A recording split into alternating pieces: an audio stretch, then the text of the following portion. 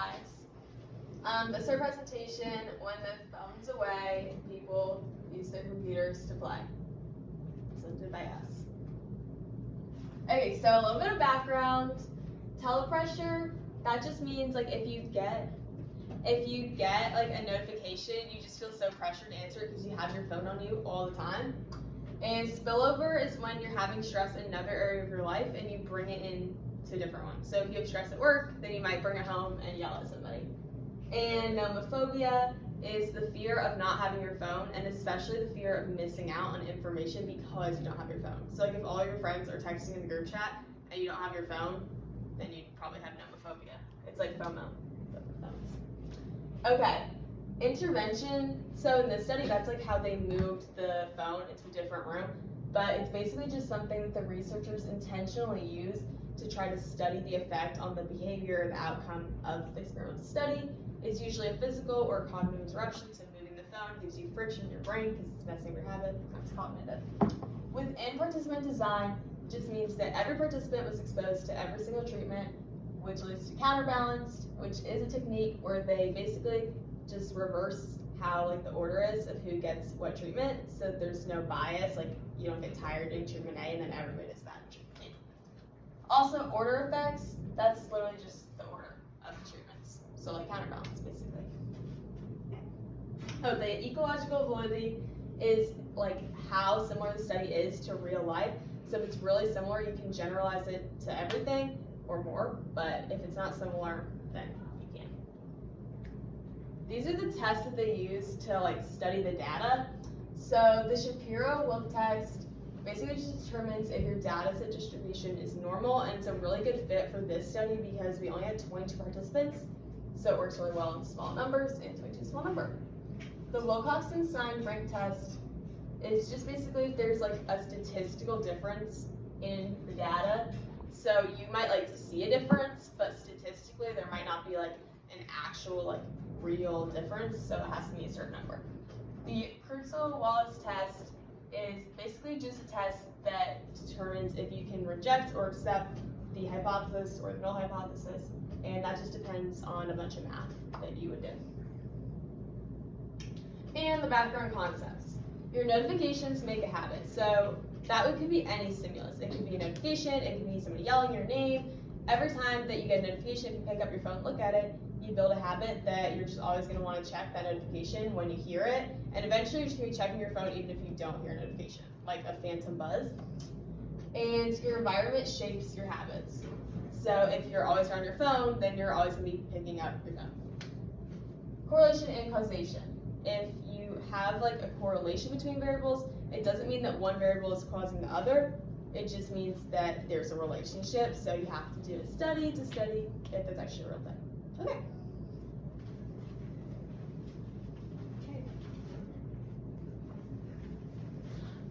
So the introduction, where the study talks about how smartphones can be a distraction as well as could be productive. In workplace situations, it could help you work, but it could be also restrictive and beneficial. I'm so sorry. And it could be also distracting, and it might backfire. Having multiple devices also creates a complex pattern of task switching. Also, proximity effect, physical proximity. The objects placed closer are usually used more often. So if you're reaching out for snacks or your phone and they're closer by you, then it's because of that. Gap, we do not know if placing the phone farther away from you reduces overall distraction or it shifts onto other devices such as your computer at that moment. The purpose of this study is to examine if smartphone being accessible affects device usage or task switching and work versus leisure time during computer-based knowledge work.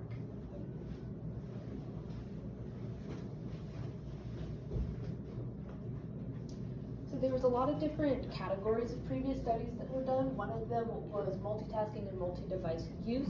So studies in that category looked at the ability to multitask with multiple devices and how devices encourage multitasking. And it also looked on the different types of multitasking that exist. There's task switching, where you're switching between two tasks. So that would be like constantly switching between two tabs, or like watching a show and doing like pausing it, doing work, and like switching between them constantly.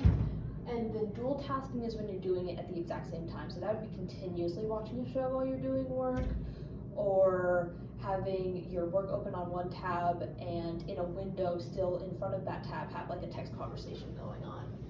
And then they also looked at how multitasking affected people's performance on their tasks, and they found that it overall decreased the quality of how they did their tasks and the product that they ended up with, and the speed of reaching that product. So it often just made it take longer and it get worse output when they multitasked.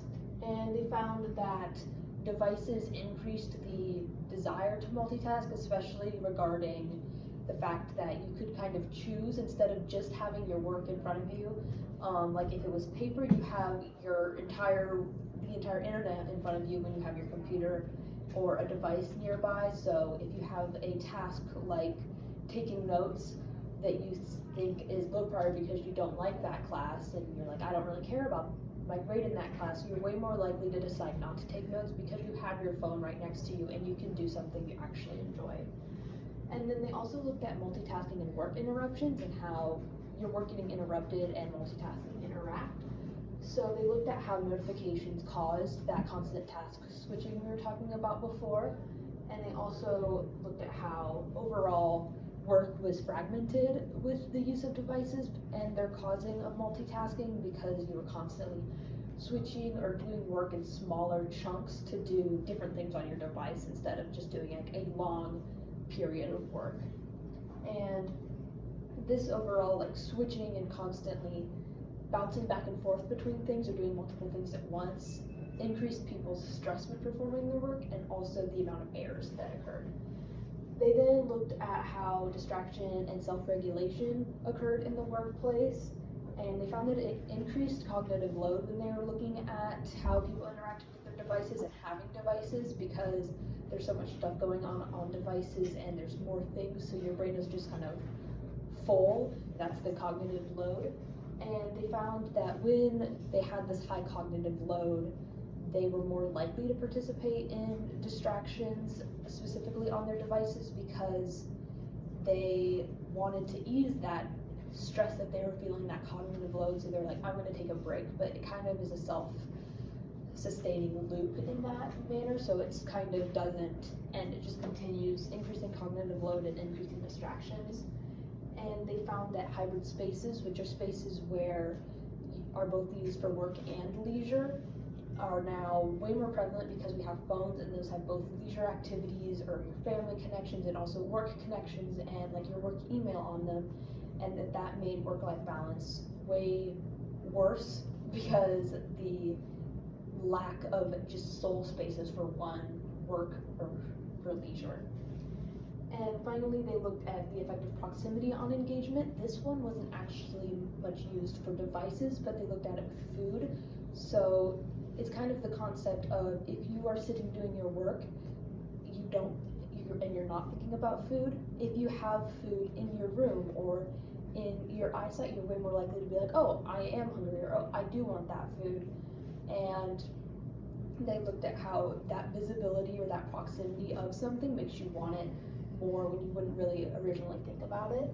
And then it wasn't a research study per se, but they did look at how a lot of people self-report having to distance themselves from their phone just in their normal everyday lives if they want to focus on something. Like people will often put their phone in another room if they want to work, or if they're going to hang out with their family, they'll keep their phone charging somewhere else so that they can focus. And so the hypothesis and research questions that the researchers for this study got from all these previous studies is they found a gap in the literature regarding how people's interaction with their devices at their work is affected by this proximity idea, and how behavior changes or ability to focus or any breadth of things regarding phones and work. So they decided for their hypothesis they wanted to see what happens if phones are outside of hand reach and how that changed how people interacted in the workplace with their phones and what they got done, and if it reduced how many times they picked up their phone and therefore got distracted.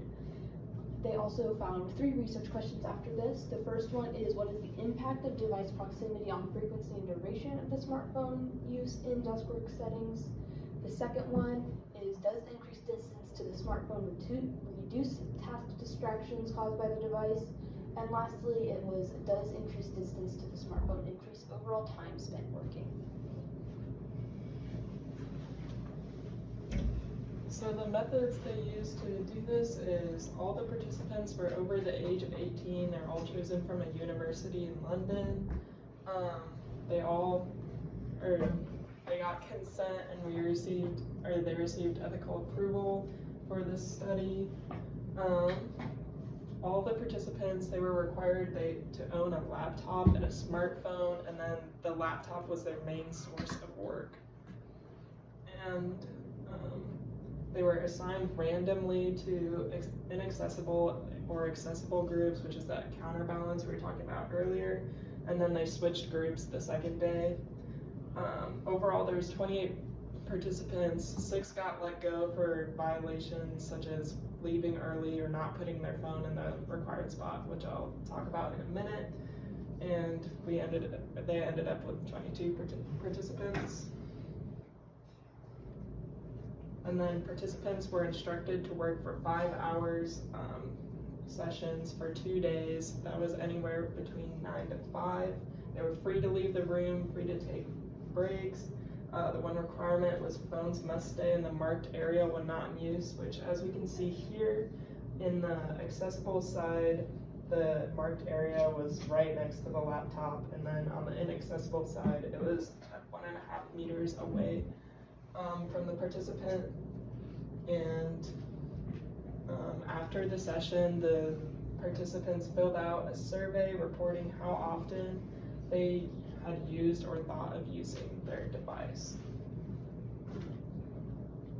And then how they analyzed it, one researcher reviewed footage and determined the mean duration of activities per device, whether or not the activities were used for work-related things or not, and then also what activities were driven by notifications. And then participants were invited afterwards to discuss and clarify more of like what was productive, what was not, and any unclear behaviors.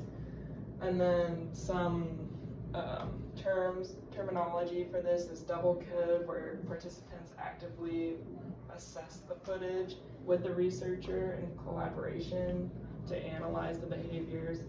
And then there's also codebook, which is a key of sorts of data sets, which aims at increasing consistency in research interpretation, so kind of along that same vein.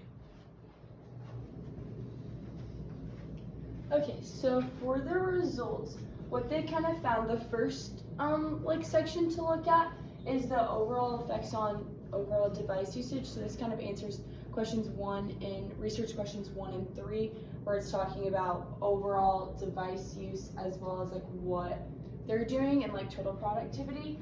So they found that smartphone accessibility significantly changed how they were used, but not necessarily how much time was spent on devices or doing like certain activities.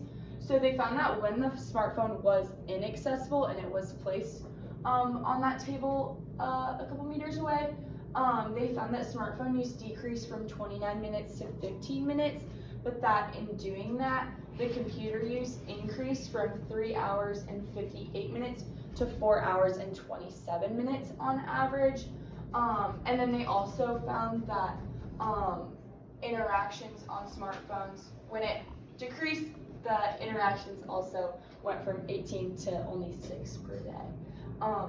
But despite these shifts, when we look at this little graph thing here, it shows us that there's not really any significant differences in the total amount of time that was spent per activity, so like leisure versus work, kind of what they were doing. And they found that restricting access to one device does not really reduce the total time you're spending on the device or increasing the amount of time you're doing things that are productive, but instead it kind of just shifts it to another device, in this case switching from a phone to a computer. Okay, and then the second thing to look at is the impact of device notifications. So this is kind of looking at research question number 2. And they kind of found that how they did this was it wasn't like a controlled variable. It was kind of just they were tracking the number of notifications each participant got every day. So it was varying. It wasn't the same in each participant, which probably made it slightly difficult to track because it wasn't being kept constant. But they found that accessibility and habitual checking behavior are more likely the primary drivers of like picking up your phone than getting a notification. There wasn't really a significant difference in the number of disruptive notifications based on, and then comparing that to the amount of times that they like would pick up their phone. They also found that there wasn't a significant difference in the number of disruptive notifications across conditions, so they all got somewhat similar, or like a somewhat similar number of notifications throughout the day. They also found that the number of notifications didn't change the overall duration of smartphone use, so it didn't, if you were getting more notifications, it wasn't leading to an increase in overall time spent on your phone. But they found that in the inaccessible condition, participants who received notifications checked their phones more often than those who did not. So an average of 11.6 versus an average of 5.1 interactions. But this was not observed when the phones were accessible. And then the last thing to look at was the end of day survey. So this is kind of when they had them kind of give a prediction or an estimate of how much time they thought they were spending on their phone, as well as how productive they thought they were, kind of just like a self-evaluation, self-reflection kind of thing. And they found that participants reported using their phones more frequently in the accessible condition, with an average of 12.5 versus 6.5 reported uses in the inaccessible conditions. So this has stayed consistent. They agree that when it's accessible, they're accessing it more. They also reported thinking about using the phone more often when it was inaccessible. So when it was away, they were kind of that like kind of FOMO thing of like, oh, what notifications am I missing out on kind of thing. And they found that the self-reports were pretty accurate when phones were inaccessible. So they were able to kind of estimate a correct amount of time, but that when the phones were accessible, they significantly underestimated the amount of time. So they thought they were only on it for about 12.5, or they only picked it up about 12.5 times, but they actually picked it up an average of about 19 or 18.5 times, actually. And then finally it says that they found that the accessibility increased both usage and perceived desire to use the phone, but it reduced the overall awareness of your behavior. So kind of that, again, that like habitual, just like you don't even realize you're doing it, you're not even thinking about it, it's not processing in your brain that you're even doing it, which that makes sense, and would explain why they reported less than they actually were, because of how just like habitual it is. And then a reminder of our research, of the research question. It's, does smartphone accessibility increase interruptions and alter work and leisure engagement? The main findings they found was that accessibility increased the frequency and total duration of smartphone use, but overall the time spent on work versus leisure was the same across the board between the inaccessible and accessible group. So even though they didn't have their phones close to them and they didn't use their phones as much, they made up that time by using their computers. So it kind of supports the hypothesis. The people in the accessible group did access their phone a lot more, but again, overall, it was about the same amount of time that they spent on work versus leisure.